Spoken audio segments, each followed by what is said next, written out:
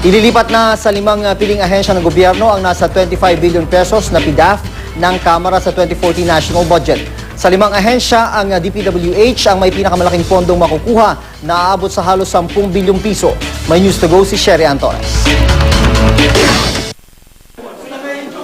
Matapos ang 2 araw na pagpupulong ng House Committee on Appropriations na pagkayarian ng halos lahat ng 100 miyembro, natatanggalin na ang linya para sa PDAF sa 2014 national budget. Sa halip, ire-realign o ililipat sa 5 piling ahensya ng gobyerno ang 25.2 billion peso PDAF, pati na ang 200 million peso PDAF ng Office of the Vice President na pinaalis sa Kongreso ni Vice President Jejo Marbinay. The PDAF, as we used to know, is gone and buried. Wala na, nilibing na yun. As to the reason why we did not totally scrap it, we have to consider na the economic considerations.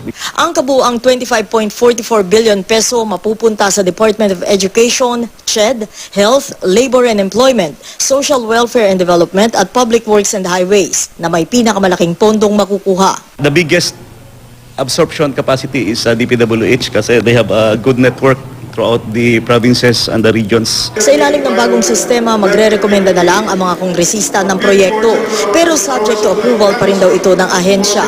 Sa pagkakataong ito, wala na rin kasiguruhang pantay-pantay pa rin ang makukuha ng mga kongresista.